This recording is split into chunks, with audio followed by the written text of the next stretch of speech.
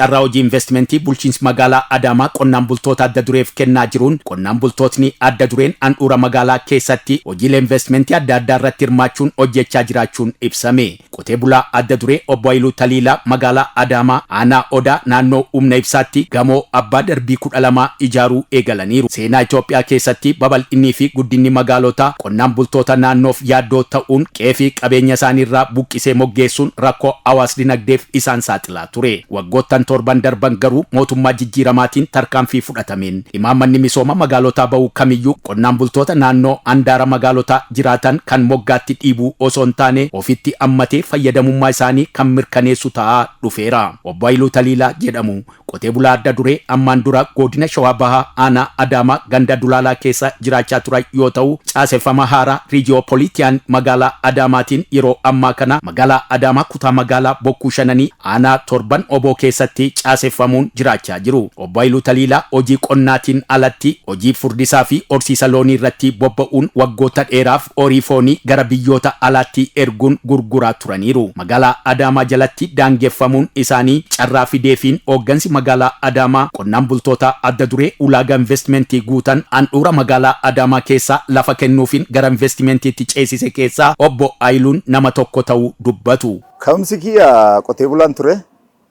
Qonnumarraan deemnee har'a kara magaalaa dhufuu dandeenye.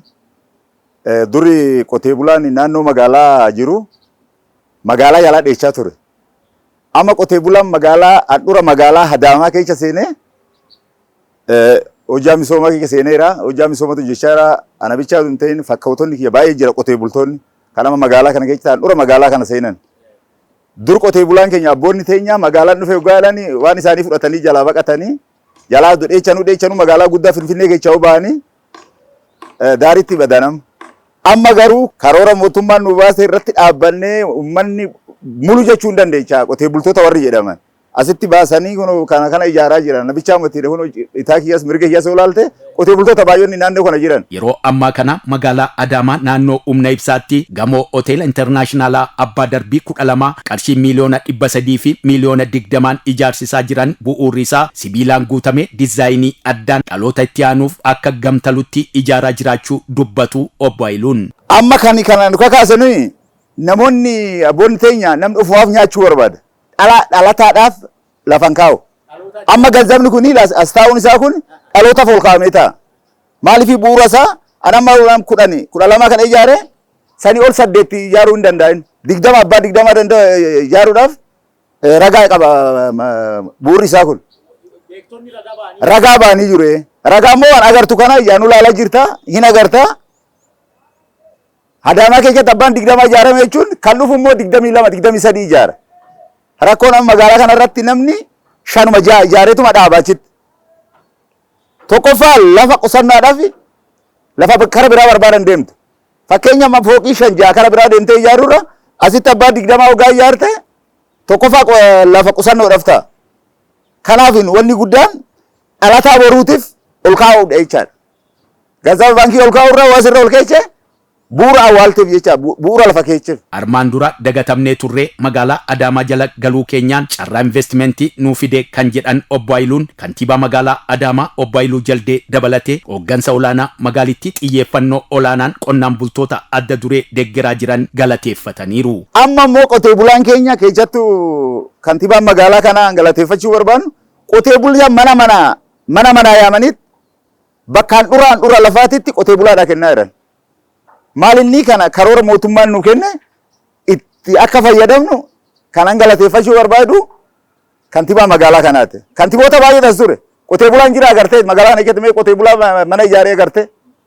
Maaliif sirriitti isaan dhaaba keenya kantiiboota keenya hojjettoota magaalaa Adaamaa jiran mulu sirriitti galateeffachuun barbaada. Maaliif eenyumtuu kantiiboonni baay'ee tas ture. Eecha qotee bulaa yaamanii qotee bulaan lafa fudhatee dambee tanaan dura argitee beektaa. Namoonni baay'een as turan. Garuu mana qabeenya isaa kan kaasaa fudhatu beenya fudhachaa jiran kana magaalatti dheechaa jiran dur magaalaa dheechanii wanni siin jedheef kanaaf. Ijaarsa gamoo kanas si'aayinaa fi qulqullinaan yeroo qabameef keessatti xumuruun tajaajilaaf banaa gochuuf ogeeyyii ijaarsaa gorsitootaa fi dhaabbilee faayinaansii waliin qindoominaan hojjechaa jiraachuu qotee bulaan adda duree obbo Haayiluu Taliilaa ABS'tti himaniiru. Nu amma yoo kan danda'amu taate ammaa fi deeggarsa baay'een qarqaaraa jiranii rakkoo jiru yoo gaafanne nuuf furanii fuulduratti immoo ol seenne yoo akki humni keenya kan dadhabu taate baankonni naannoo kana jiran liqii yoo nu qarqaaran taate kan kana caalaa hojjennu jira. Amma maalni liqii amma nuyi gaafannee waan harkaa qabnu hin qabnu. Kanuma durii qonnaa walitti boloqqees xaafis walitti qabnee teechifnee asitti gannaqaa jira. Humna jirtu tanaan ol liqnee minaalbaata sodaannu taate dadhabnu taate akka jiraa dhaabbatanii jennaan.